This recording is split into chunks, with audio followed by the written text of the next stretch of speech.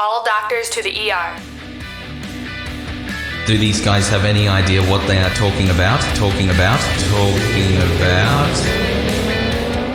Get squared away. Spiritual. Get squared away. Emotional. Get squared away. Mental. Get squared away. Physical. The podcast that'll help you get squared away.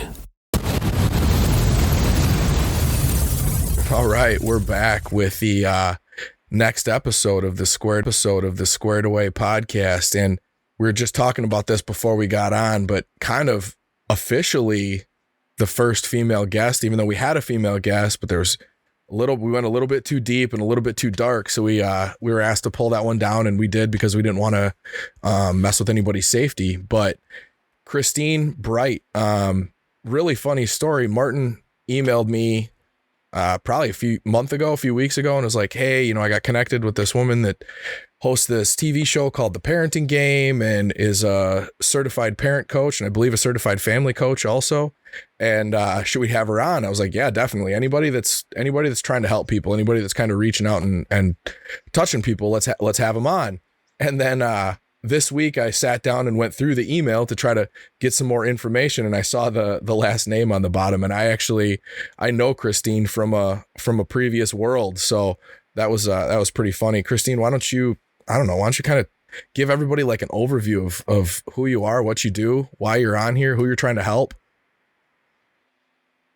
Well, thank you for the invite, and as I said, honored to be a female invited on to your show.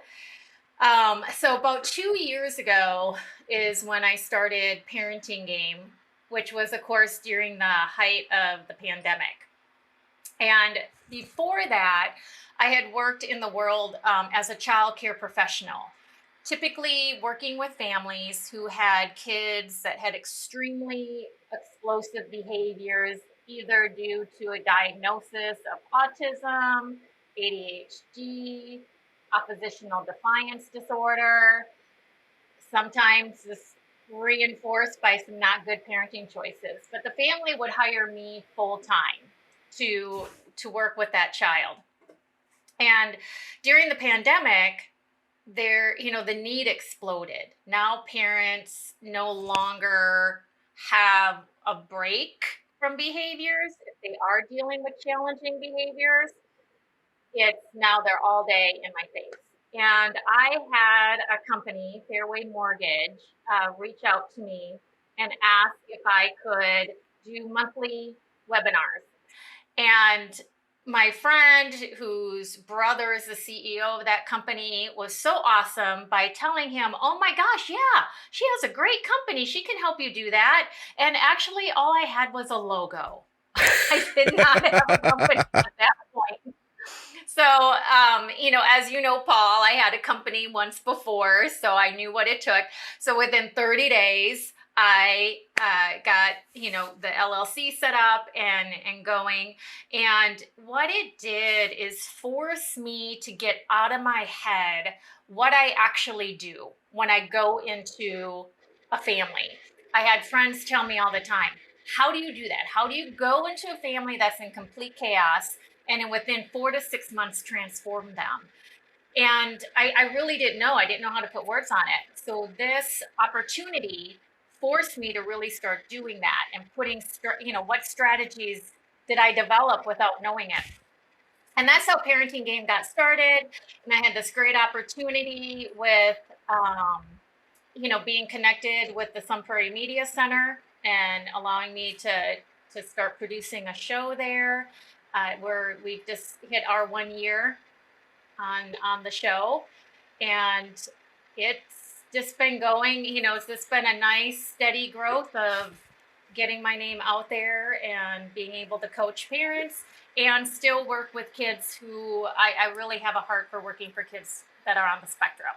So I also do that piece as well.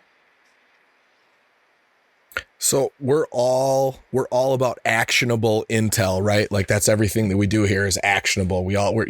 It's really good to know a lot of the why, but the what is so imperative. So just like, why don't you give us, everybody that's going to listen to this, just some high spots. Like, what are some things? I have a few different issues, like, right? Like, a lot of the people that listen to this are already involved parents. They know what they're doing. They're very conscious of what they're doing. So first of all, let's kind of speak to them. Let's talk to them. What can they do to improve? If you have some disciplinary issues, what are some things that clinically actually work? What doesn't work? Stuff like that. And then we'll get into the, how do we actually solve like the 94% of people that are not paying any attention to their kids, because that's a whole nother ballgame. I love sharing. And what I've learned over my 20 years of experience is, and I've had, I consider a real privilege that families trusted me to come into their home and work in their home with their kids. I don't think I would have been able to do that, even if I really needed to. I know you're putting yourself in a very vulnerable spot. And so I just so appreciate those parents who allowed me to do that. And I also had a great opportunity to just sit back and watch, why did that simple comment now escalate into this big argument? What's going on? What words were used? And I'd done, if you ever hear my story, I wish my story came out of that, I was a freaking amazing parent, and now I'm bestowing all my wisdom upon you. And that's not the case. I had my son hold a mirror up to me, and I realized he was developing some really bad behaviors, such as yelling and screaming, because he was learning them from me. So I dug in and I did a lot of learning, but where I really started to hone my skills was having this opportunity. And we as parents are so busy. And one of the biggest mistakes that we make is we problem solve for our kids too quickly. We assume too much. And now something that could have been solved really easy is now this big explosive, because how we want to solve it for them isn't going to work or isn't satisfying to them. We need to slow down, and we need to be curious. We need to ask questions. We assume defiance. Just because they're not doing what we say, we assume they're defying us. And that is not the case. I have really, and this is not scientific whatsoever, but my overall experience is true defiance really is only about 20% of the time.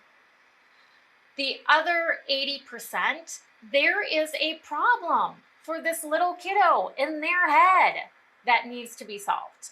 And if we can take the time to slow down and help them problem solve, so much of the conflict we have in family really becomes non-existent. So that's the big one I love to share. Is kind of just stepping back and like realizing that you need to work with your kids to help them versus working at your kids, I guess, right? Like that's kind of what you're saying. Yes. Kids are better at problem solving than we often give them credit for. And they do know themselves what's going to make them feel better. Now, I say this with, you can come up with a solution and maybe it doesn't work, and you have to come back around to that conversation and say, hey, I'll give you just an example from experience I had. Dentist was epic meltdown mode. And I had a conversation. I was working with a family that had 4 kiddos. So I had a conversation with each one. Going to the dentist is a have to. It stinks. I know it. It's a have to. What would make it better? And each kid came up with their own solution. It was not a one size fits all, but they each had their own solution. Now, one of them, the solution they came up with did not help, and we kind of had a rough patch. But we came back around, and the beauty of that is is you go, well, hey, this is what you said would work and it didn't. Do you have another idea or can I make a suggestion? And then the second one, then it worked. One kiddo wanted to take a stuffed animal. One kiddo wanted to know, can I have the sucker after I'm done? Another kiddo goes, I just want to come home and be by myself, because it was so stressful and anxiety ridden for him. He just wanted to know, he shared a bedroom. He just wanted to know he could go to his bedroom and relax when he was done. Awesome. But I could have thrown all sorts of solutions on them. I could have said, you have to go, and take them kicking and screaming in the car, and we're all freaking stressed out for the day. But instead, I took the time to problem solve, and from there moving forward, never had a problem going to the dentist. That's perfect. I mean, just taking that and kind of snowballing that into like so many other problems, which, I mean, I have an 18-year-old and a 9-year-old. Martin's got like, I don't know, 7 of them from 5 to 35 or something. I don't even know. Oh my goodness. 4. Simply 4. Close. I was close. 3 adults and 1 child right now. 3 adults. Thank God you Asians don't age.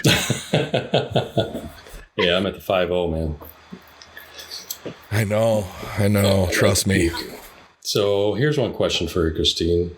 I know you have a passion for, there's single fathers out there that don't get a lot of credit. And, I think we both know some single dads out there. There's a lot that I've known that the mom has left. And this goes back to the thing you were correcting us about earlier.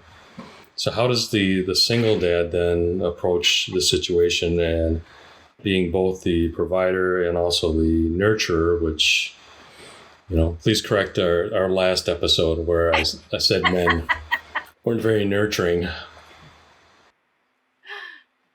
Yes. So, I have had the honor to be on several podcasts like this one. I was on Ryan Miller's podcast where, I was the first female on his. I was on Made to Thrive. And I really want to be a female voice in speaking into that, to that dad's world, or, even the men's world, that we're not all, us women are not buying into what's happening. I do not like that in an effort to elevate women, which needs to be done, we're minimizing men and making men the bad guy. Because as we know, just look back in history, whenever you minimize a personhood to elevate another personhood, it does not end well.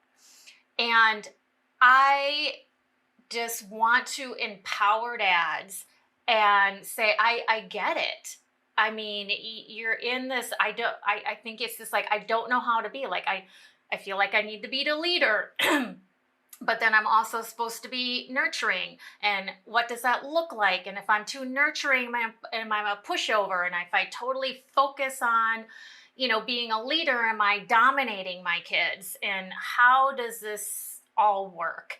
And I have had the privilege to be able to coach several single dads.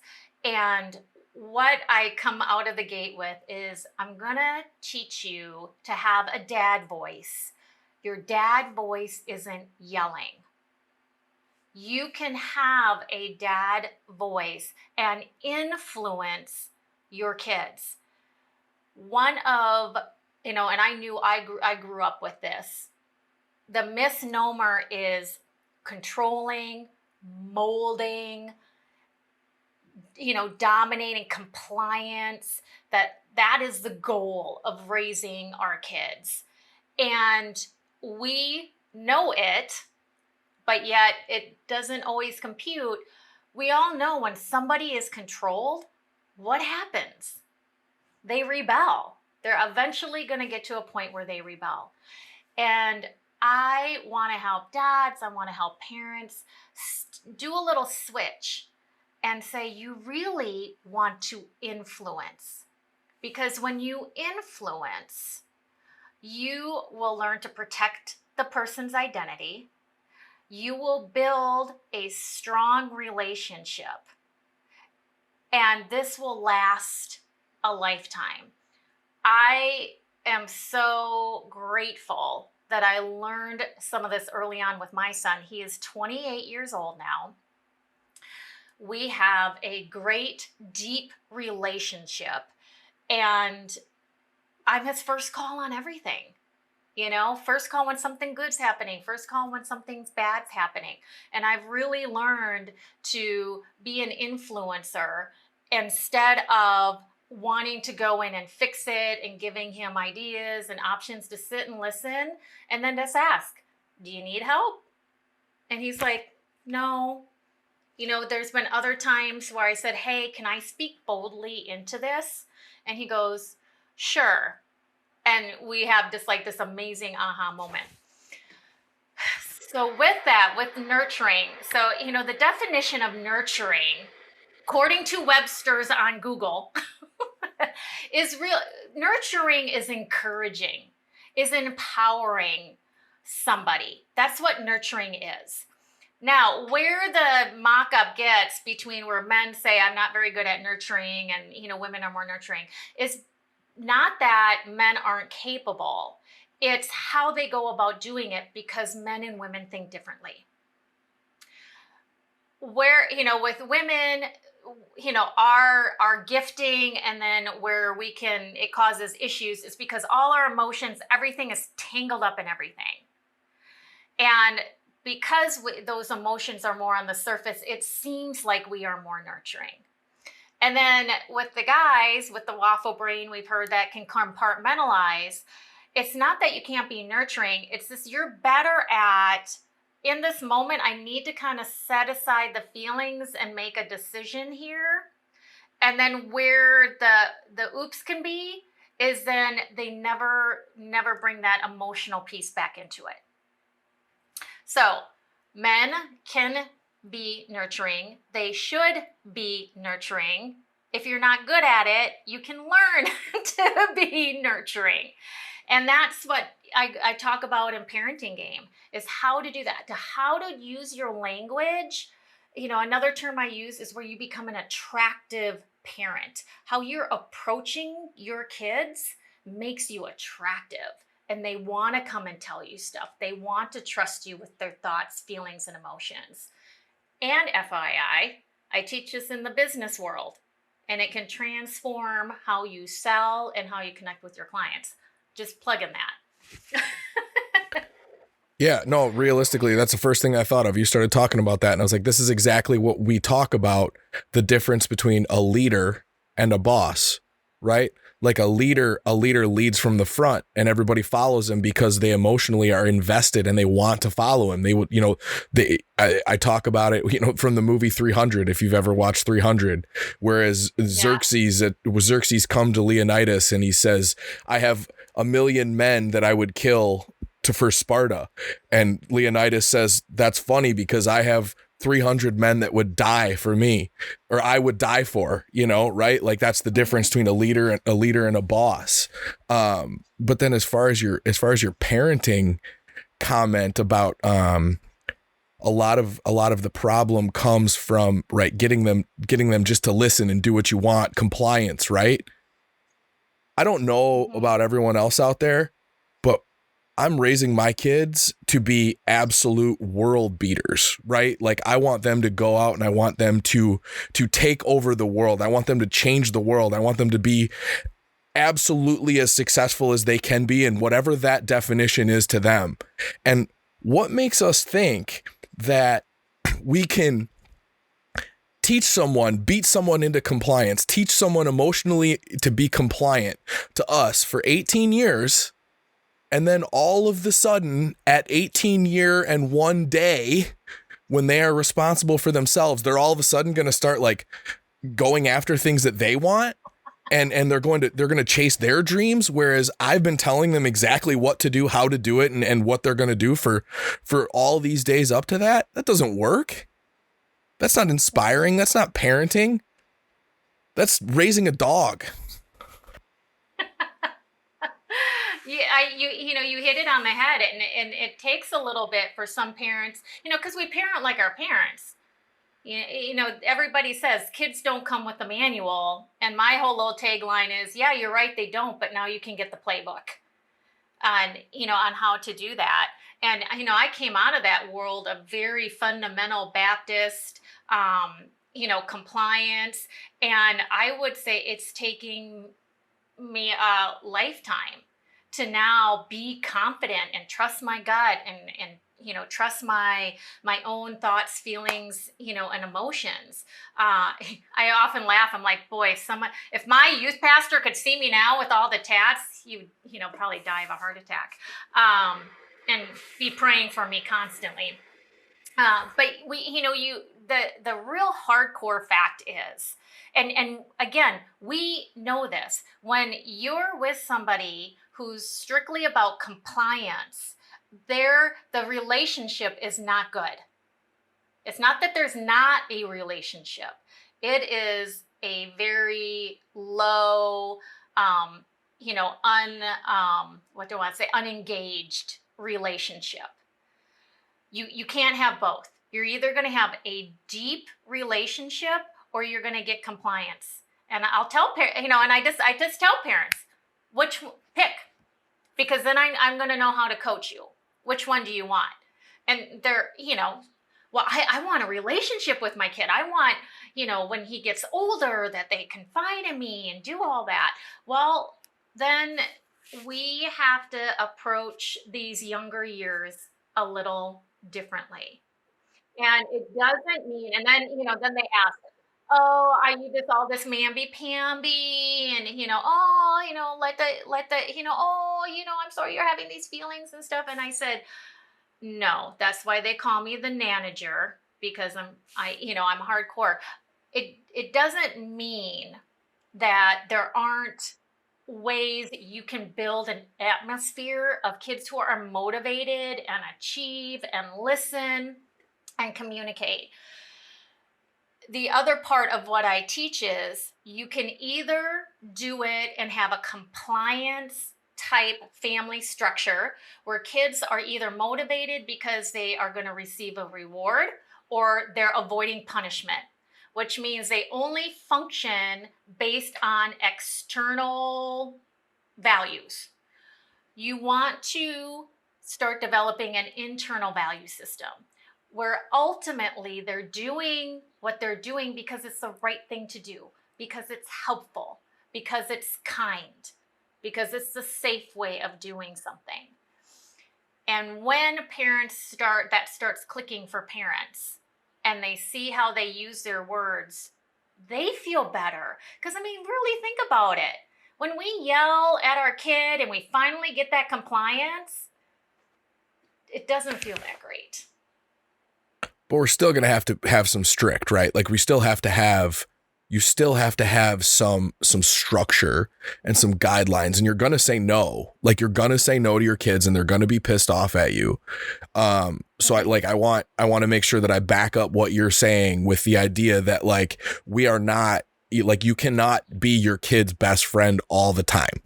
You're not. You are still the person that, whether they think you do or not, a lot of the times you do know better and you do understand why they can't go do this thing that they want to do. At 13, they are not going to go stay over at, their boyfriend's house or whatever. Like, but the way that I took that with my kids and my youngest and my oldest is 18 now,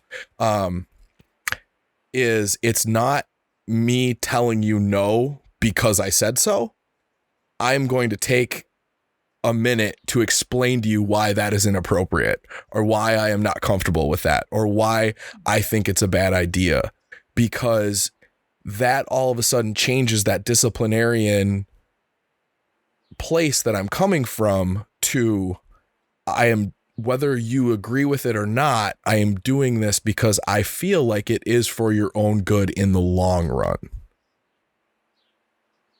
Absolutely. And, we talk about structure and strictness, because that's the question I got. It's like, oh, I want to have structure, but I don't want to be strict. And I challenge parents about it's not an either or, it's an and. There are situations where you provide structure, and within that, there's plenty of choices that they can make. And then in other situations, there is strictness out of safety, out of a family value or a faith value that you're practicing in your home. And I got this great compliment the other day from a parent, because they wonder, because we start out with a lot of bit of the language and changing their language. And then we get into this part about structure and strictness and parental authority, and that comes with limits. And we get done there going, oh, you're giving us permission to act like a parent. And I said, yeah. And we talk about, with the parental authority, I have this great diagram of an umbrella, and, the word limits coming off the edges of that umbrella. And I said, share this with your kids. They're under your protection and provision, and it's going to come with limits. And that's life. You are under the protection and provision of the United States. You better pay your taxes. You're under the protection and provision of the city you live in. If you speed, you're going to get a ticket. This is how good, healthy society works. The other part I share with parents is be honest about your preferences. We had a preference with my son. It was short hair. I said, that is a preference. I could give you a Bible verse, but I'm not gonna. I'm just letting you know, for our family, short hair is a preference. The day you move outside of our umbrella, grow it out as long as you want. I'll still love you. I won't care. But this is one of our preferences. And he didn't like it. We did come up with a compromise. I would, the blonde tipping Backstreet Boys. He was in that Backstreet Boy era. So I would do blonde tips in his hair. That was kind of our compromise. Funny thing is, he ended up growing out his hair, couldn't stand it, and now he's in the military and he's high and tight like all the time. I love it. So I feel like I kind of got a win there. But he didn't tell you. He didn't tell you Jesus has long hair. He didn't tell you Jesus had long hair, because that'd be my comeback. Yeah, the Marines don't believe in long hair. It's funny that you said that. He may have, I don't know. But, we just owned it. We just said, this is one of our preferences. And as parents, you get that because you're providing, that protection and provision. And someday they can, go, I didn't shame them for it. I did, this is just our thing and we're going to own it. And even though he didn't like it, it was way better than me coming up with some stupid big justification, on why about short hair. The other thing was, I liked a well-made bed. He grew up, making his bed. And I said, your mom is cray cray. And even if you shut your door, I know that bed's not made and it drives me nuts. So again, while you live under our house, you need to make that bed. But it was just owning those things that made it more acceptable to him. And it's funny, his apartment seriously is cleaner than mine. I mean, it all kicked in. Age 25 for boys is awesome. Everything starts kicking in. Well, the prefrontal cortex isn't actually finally evolved on a male till 25 to 27. So I don't remember which neurobiologist I was listening to talk, but her whole thing is just keep them alive to 25, right? Like no babies, no marriages, and no felonies before 25, because those are things you can't take back. I got one that's married and she's not 25 yet, so. No babies though. But she's a girl. She's a girl though, so the prefrontal cortex is a little earlier. A little more developed. Yeah. So, I mean, with my kids, I mean, I always try to draw the line. I'm like, yeah, we have a lot of fun but ultimately, Dad's not here to be your best friend, to entertain you. And I think that's the problem we have in society is there's so much parents are just trying to keep their kids entertained and constantly hit with so many, I don't know, events. I guess kind of like the Disney dad is a definition. But I mean, I make it really clear with my kids that it's like, hey, my responsibility as a parent is to help you become an adult. You know, I'm trying to parent an adult. I'm not a kid trying to raise another kid. And I think that's the thing I see that's happening in society today is that you have all these grown kids raising kids that grow up to be kids. And, you know, going back to last week, we talked about, you know, idiocracy. And I don't know if you've seen the beginning of idiocracy where there's that chart and it's like exponentially the dumb family keeps growing and reproducing more dumb people. Well, I have a feeling it's what's happening is it's not that people are dumb. It's just they're just not maturing. They're not being raised. They're just being entertained and to consume. I mean, is that what you're seeing or am I going crazy? I know I'm crazy, but. Thanks for clarifying that. I was going to say, well, you're crazy, but not about what you're saying. It is. We, you know, parents, we this shift happened. I want to be my kid's friend. And that time will come. That time will come when they're older and established if you do things right. You know, I would, you know, I didn't need more friends. I had a good friend group. I didn't need Dalton to be my friend.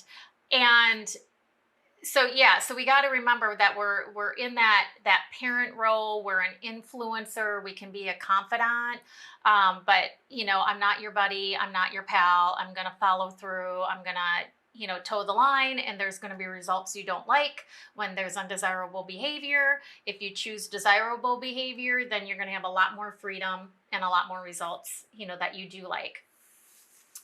The other, you know, piece that has played, you know, into it because, you know, I've just worked with all sorts of different families, a lot of, you know, divorce and then, you know, going into blended families.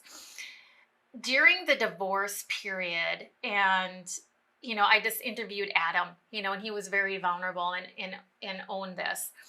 What happens is with divorce, you know, no matter what the reason is, and there's some really, really good reasons why marriages need to end, we take on guilt and shame.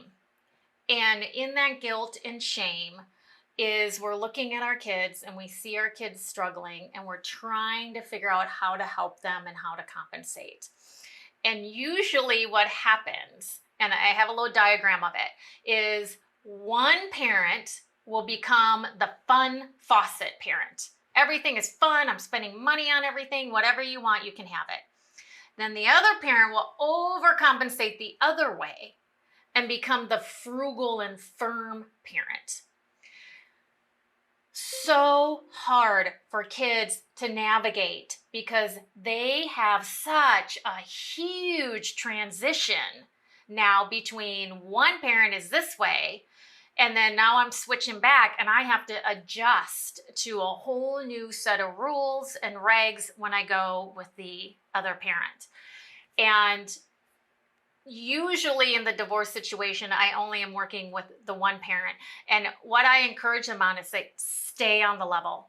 Your kids need you to stay on the level. Don't get like, okay, mom's, you know, or dad is buying them everything that they want. So I'm not going to buy them anything ever because this is how they're going to learn. It's not the case. Think about what would you have done if the family was still together and say grandma and grandpa would have done it. You wouldn't be reacting the way that you are. So I really work with them on staying on the level. And that's the big part of it is these huge swings, and kids grow up. And I don't want to use the word manipulative, but they do grow up kind of playing the game to get their needs met instead of being able to in a healthy manner verbalize their thoughts, feelings, and emotions, because a lot of times they're dealing with two extremes. they kind of learn to play a game. They learn to tell people what they want to hear to get those needs met. And, that's deep psychological therapy stuff that needs to happen. But in my role as a coach, I really try to help that parent stay on an even keel and be fair and level and not become one of the extremes. So they turn into politicians? Is that what you're saying? It really is. I mean, it's this whole, you're doing that, so I'm going to do this. It is, right? I can't agree with you. I can't do this just because you're doing it. 100%. Or sociopaths is another word to put it. Another word they use. And I give a lot of grace, because there's so much emotion and stuff there, and you're navigating so much.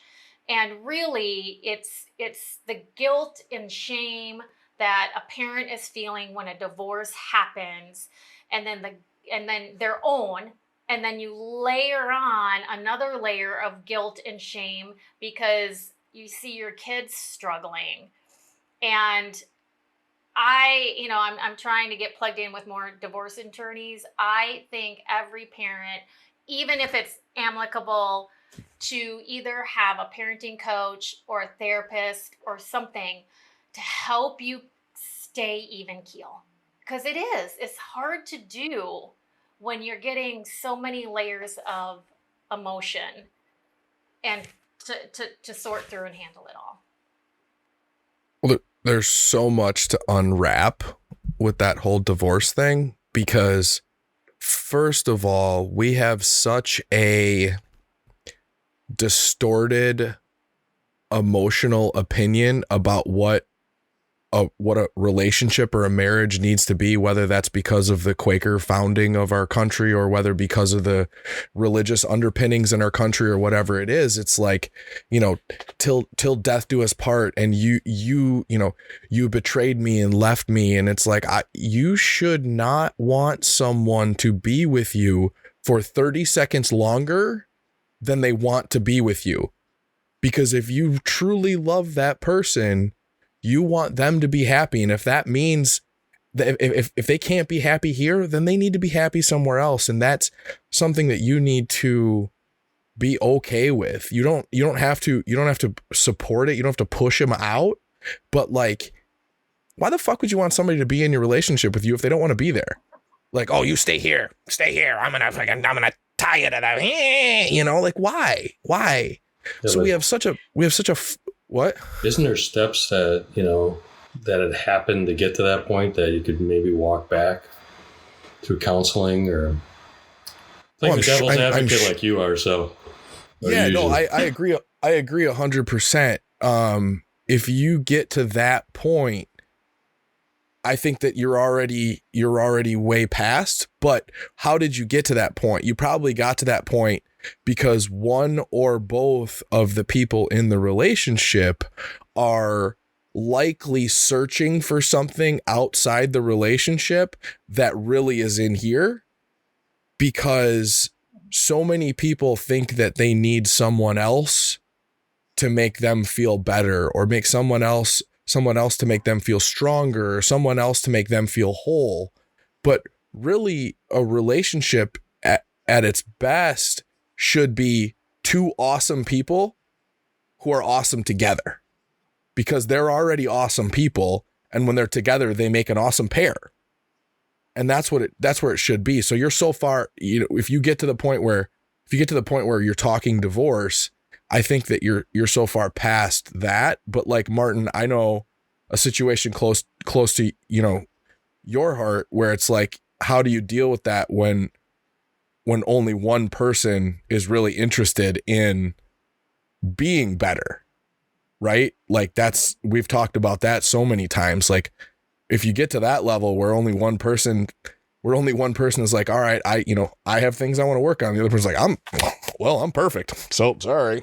Like, I mean, I don't know. Like, I know we've talked about that, and I'm lost when it comes to that point. If you're in a relationship with somebody that's damaged like that, I'm not deep enough in my psychological leanings to help. Well, damaged or narcissistic. I don't think most narcissists can really turn them. So I don't know, Christine. So maybe it was a pre-choice. Maybe it was a pre-choice problem. Maybe you bought a damaged car. True. That's a lemon. You know, that's I one of the most powerful things that I've learned, because you know, I've been divorced twice, which I never saw. I mean, the vision of me was I was going to be married and have 6 kids, and we were going to have a 75th wedding anniversary, and that's really how I saw my life. Never did I see it, you know, with 4 pieces of paper, you know, in that folder. And I have to say, I still kind of grieve about that when I see that. But for me, you know, I was young. I was 19 when I met my first, and he was filling a lot of things that I needed. And then as, you know, I grew and was, you know, definitely about self-improvement and wanting to do better. And, you know, this disparity happened and, you know, just a lot of different stuff. But when it came down to the end, it was that situation of, where are we? I'm willing to go and work and change on things. And he was like, I'm not. And I said, but you want to stay married? And he goes, yeah. I don't think I can do that. I don't want to do that. You know, this needs, you know, the end. And then I didn't take the time, the part that I had to own, you know, we were together 22 years, so half my life. I didn't take enough time in between that first divorce before I met somebody else. And unfortunately got in a very abusive relationship. And now, after a lot, you know, lots of learning, lots of therapy, you know, it's been 3.5 years now, and I'm still, you know, not ready yet. I need to take that time to heal, because I've seen now, I was always looking for somebody to fill something in me. And it's exactly what you said. I need to be an awesome person on my own. And then, you know, I have some non-negotiables, and, you know, outside of that, if you're awesome and you got your stuff fairly fixed, or even this growth mindset. I mean, do I see you seeking things out? Are you able to say, take it when somebody comes to you and said, you know, this wasn't like the best. You know, that's what I'm looking forward in the future. But I'm proud of my son. He's 28, you know, and he's had girlfriends and stuff, but he's really just kind of taking it slow and chilling. And I'm so glad, you know, and he's had a relationship where he's been able to go, oh, this isn't feeling good. You know, I don't think this is what I want. And, you know, and I honor him for that, because I said, I don't regret. I'm glad I was a young mother. I'm so glad I have him. He's like just amazing. So I said, I don't have regret. And yet I can see the value of, you know, waiting, and, you know, that I didn't take time to heal in many cases. Sounds like you guys have the type of relationship that's going to make any future daughter-in-law, it's going to give her a complex.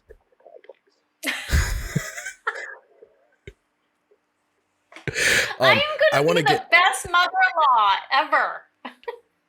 I want to get like a buzzword button. I want to get a buzzword button, so when somebody that we have as a guest says one of our buzzwords, we can like, and it buzzwords, because you said growth mindset. Yeah. Got it. Which we did. We've done. Well, are you aware of Carol Dweck's research? She was the one that actually did all the initiation research and all the scientific backbone behind the growth mindset versus fixed mindset. The book's just called Growth Mindset. I did not know her name. I mean, you know, I've read a lot about it, but I did not know her name. I'm a big fan of Caroline Leaf, who is also on that same trajectory. That's a hard word to say. Of growth mindset as well. Yeah. So, some of the most amazing things, which people are so sick of hearing me go down these fucking dark rabbit holes about this stuff. But like, this is the backbone, right? Like I talk about changing your mindset or changing your habits is how you change, right? It's not like, oh, I think I'm going to eat better. Well, if you just say, I think I'm going to eat better, but you don't actually put anything in place to eat better, you don't stop buying shitty food and have it in your house, you don't start buying good food, you don't meal prep for your lunches and you have to stop at a gas station, like that shit's not going to change. And it's the same with the growth mindset.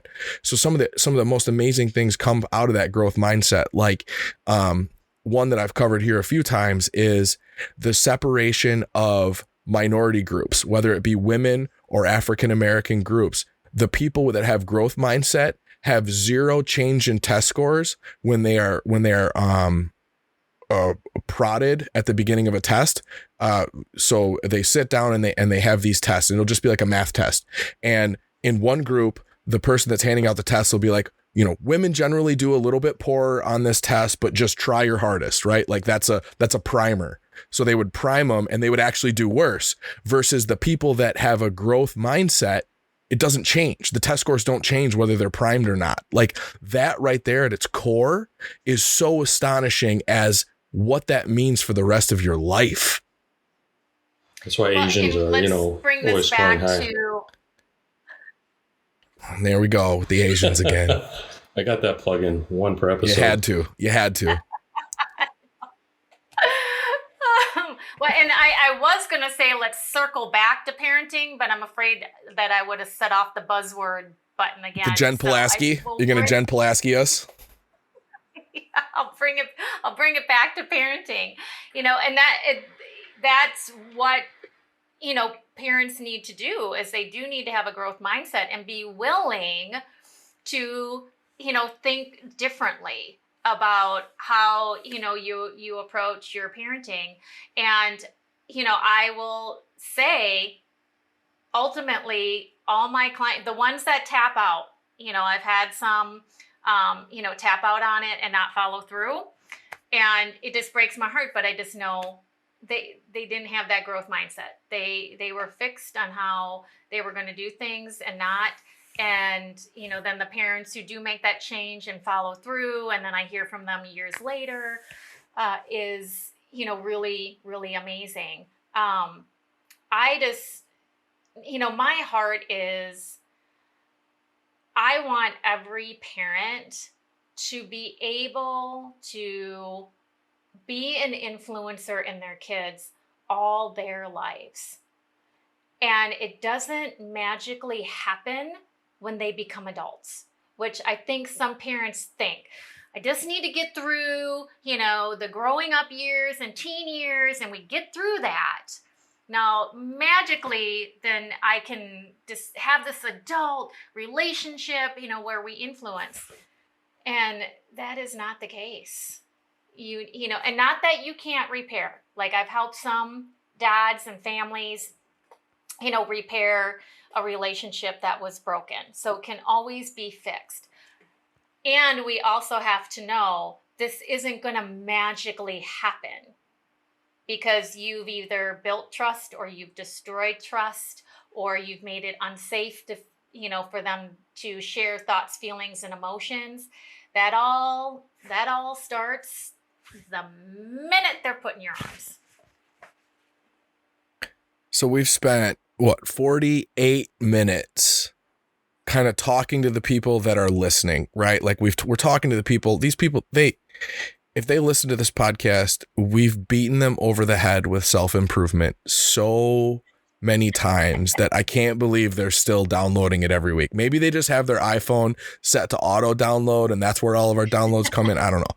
But now I want to spend the next 15 minutes talking about how do we fix the other 94% of the population that is not even thinking about improving their parenting. They're not even thinking about parenting, right? Like, how many people do we see in a day where you're like, oh my God, I want to help this woman who is like yelling at her kids in the grocery store, but you can't, right? Like, I can't walk up to her and be like, hold on, let me take your kids to the other aisle for 2 minutes, take a breather. Like you just a little bit frown, especially like, me, right? They'd be like, you're going to steal my kids and sell them. Like, I promise I'm not. Oh, but you should be scared of that. So you said that parenting comes with a guide. Do you have a parenting guide? Yeah, it's called the Parenting Game Playbook. And it's actually set up like a playbook if you were teaching somebody a sport. So it's really cool. It has tabs, and so we do fundamentals, skills, and then plays and wins is the breakdown of the 6-week course. And speaking of those who think everything is okay, maybe more have this generationally been brought up with this this hammer type attitude, is I love, that's why I love doing podcasts. I'm hoping to hit some of those. I love getting out speaking, because even though that person seems like I don't care, or this is the way that I've always done it, ultimately I usually can say something that gives them an aha moment and one of those, we actually do the exercise in the training, but usually when I'm just out talking and I can see somebody's more just not typically in a growth mindset person, I'll ask them, can you give me 2 or 3 words that you would like your kids to describe you with at your funeral? How do you want to be remembered? What words? And when they share those words with me, I can simply ask them, do you feel your parenting choices are emulating those words? And they don't have to say it. I can see it on their face. And that's when I say, I can help you discover another way where you still can have a calm, peaceful home where everybody's listening, communicating, and cooperates. And it doesn't have to be this yelling, compliance, stress to achieve that. So that's the question I love asking those parents who are pretty stoic and I'm fine and I'm doing, they're how I parent is just fine. And when they get to that core of how do they want to be remembered, then that mirrors up. Am I parenting that's going to make those words flow out of my kid's mouth? A few thoughts I had to help. Do you have like a link where I could like send anonymously the book to people? Right? Like, well, I feel like that'd be good. I actually, if they go to parenting. No, not them. Not them. I can't tell them. I need to be able to send it to them without them knowing I think they're bad parents. I need to be able to anonymously. I can hook you up with the link with the Win at Parenting Playbook. Seriously, I have a Win at Parenting Playbook, which has the top 3 strategies where you can send it, and it looks really cool too. Looks like they're gonna think they're getting a playbook like to learn a sport, and they're gonna learn how to parenting. So I can give you that, and you can on the sly, or you can print it off and shove it under somebody's office door. My other thought is, right? So there's my other thought. What if we did like, what are the crowdsourcing apps? Like one of the crowdsourcing apps, and we just got a ton of them. And then we put them, those like newspaper things where you could like open it up and grab a newspaper, and we like put those like all over. And it just said like, free, right? Because everybody loves free shit. And it didn't say free what it was because you want them to stop, right? And it just says free. And then they open it and they grab it. But then you got to make it so the thing it closes and you can't get it back open. So they can't be like, oh shit, right? And then they take it with them and it's in the front seat of their car. And then eventually maybe they're like, oh, I should probably look at this free thing that I grabbed. And then maybe we solve like 20% of the world's problems. Do you know, I have another idea for you. Okay. I think I'm open. I'm going to print off a ton of them, and you can go to all the fairs that are going on and put them on the windshields. That's like still a thing. Definitely still a thing. I don't know if you want to do that. Because, seems pricey. If you bring your kid to a fair, you're not parenting well. Free cream puff stands.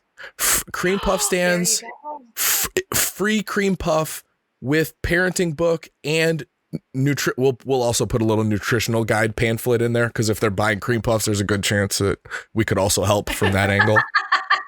Look at Martin shake his head. Look at that. He is so impressed with my inspiration to the world. No, this is getting a little too gimmicky, so. No. Oh, gimmicky. You're Asian. It's all he's just gimmicky. here to help me grow. Come on. I like the It's digital awesome. copy version, and that you want to, subtly maybe get yourself Oh, like so one of we those fake text numbers, and then text Set- that link. to all Set up those an people. anonymous email account, right? Like you That's set true, like yeah. just one anonymous email account where I can just, you just have a pop-up box on the website. I can put in anybody's email address, and then your back-end site will anonymously send them the free parenting guide with like something and like a nice little message, right? Like somebody loves you. They want to help you they want to help you be an inspiration, right? Because not raise your kids. Nobody wants help raising their kids. Somebody loves you. They want to help you inspire. And then the book's right there, and they don't know who it came from. There you go. There Or we have go. a targeted Or mail otherwise list, we can- okay? Or we Those can don't get use opened. This, the guilt and shame method. And I can just say, if you're doing this, you're doing this, you're doing this, you need help, here's the book. I like it. I mean, I think we should go to guilt and shame route. I'm just saying. Yeah, that seems good. The last 10 minutes of this podcast was marketing schemes.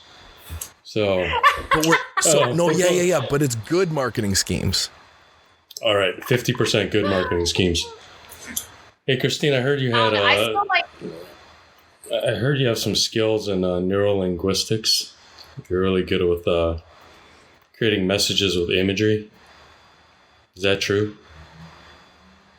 And where'd you learn that? Okay, you're going to have to clarify because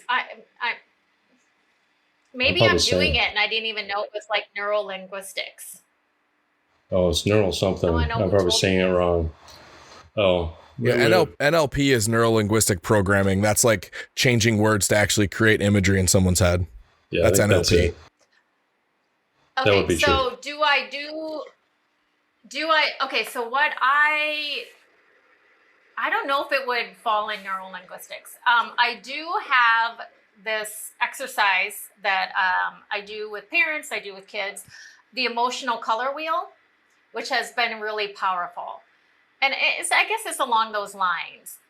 So initially, what it's about is you take a situation that's like maybe stressful to your child, and you use this wheel, and they start identifying the words that they feel when, say, they're good. I'll just throw this one out. I had a kiddo that I worked with.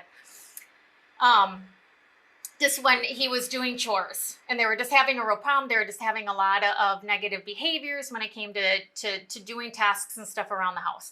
So I worked with him, and we got these core words of what he was feeling, and then we worked on, well, how would you like to feel, and then he picked out those words, and then we worked on, what do you feel you need to do to help feel these positive words instead of these negative words. And what it really boiled down to is him taking ownership of his bedtime routine. And it all came down to, sleep and not getting up. And then we talked, I talked with him about, it's a habit, and your brain doesn't know what you want. You need to build a habit, and you need to build that muscle in your brain. So you need to be consistent about when you do it. But it was all him coming up with the ideas to get these more, positive words. And it's been a journey, with him figuring it out and tweaking it. But the anxiety has lessened greatly. And then I use it with parents, like, how are you really feeling about your kid right now? And it's okay to own these feelings. How do you want to feel? What needs to change to get those negative feelings into positive feelings? So I don't know if that falls into neurolinguistics, but that is... It makes sense. It's not exactly, but yeah, it makes sense. that we do. So we have a minute or two left. One thing I wanted to, well, there's multiple things I want to hit. What would be most important? How do we stop social media from ruining our kids? Oh gosh. It's that is so hard. I mean, it's limiting it. It's it's limiting it. It's having conversations around it. But quite honestly, the best way, and I know this is going to sound weird, but I'm getting ready to do another series on it just because it is so powerful. The best way to combat that, just all that yuck that you get from social media, that comparing, that excuse me, entitlement, I should have it, all my friends have it, is by having a family that is very active in generosity and making generosity part of practice in your home. Because there is so much, and I could dig up my notes on all the chemicals that are released. Excuse me. You want to see kids start turning and acting different and realizing different and thinking differently in homes where generosity, and I'm not talking about just writing the check and putting it in the mail. I'm talking about volunteering at Second Harvest, ringing, the bells, the kettlebells, getting involved at food pantries, doing things. That is the number one way to impact your kids and to counteract all this crap on social media, because it changes your chemical makeup in your brain. Mic drop. That makes perfect sense. Yeah, and that makes perfect sense. You're basically, you're not necessarily counter attacking. You are building up your cities. You're building up your walls around your city to do the powerful fighting back by themselves, right? You're building your kids up. You're giving them self-esteem. You are showing them, building a value structure where, like, you don't necessarily need to battle the things that are coming at them from social media, because they see the things and see how damaging they could be, which is, go ahead.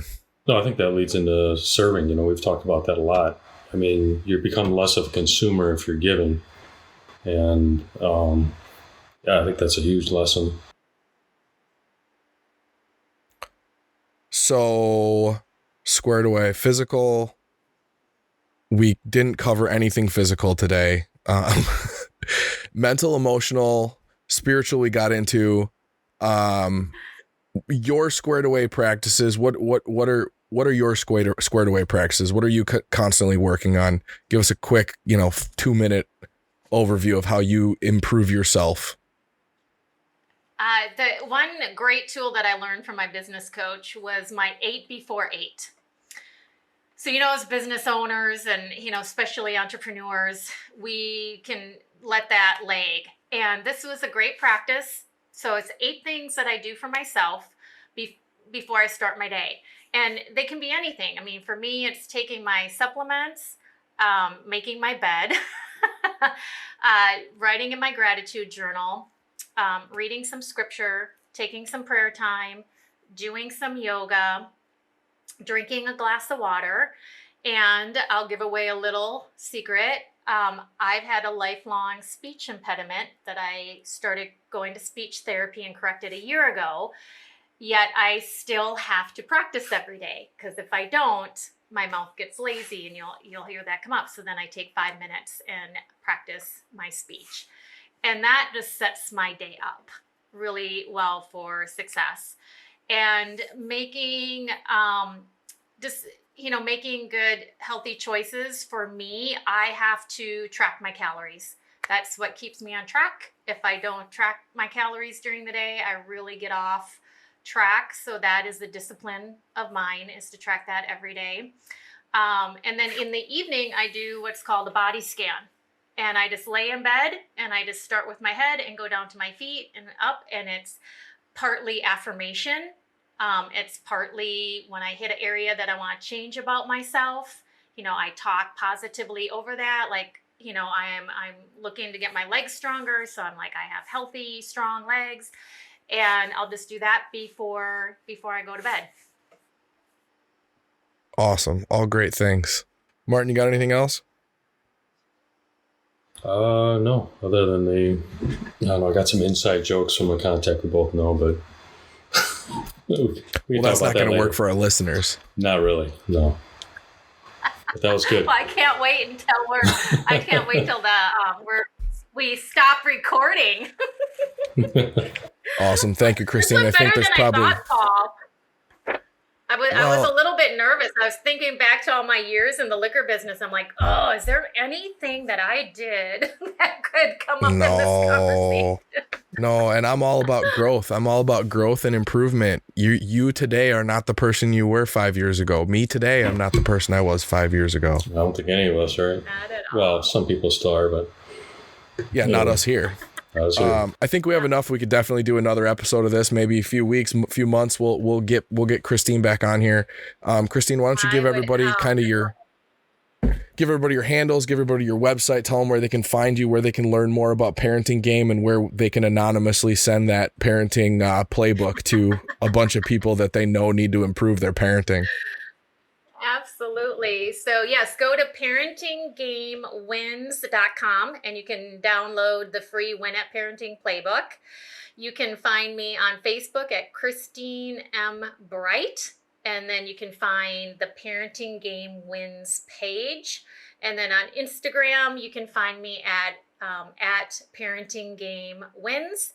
And if you just are needing some help, please reach out via email at Christine@parentinggamewins.com. Awesome. Thank you. You're welcome. Thank you.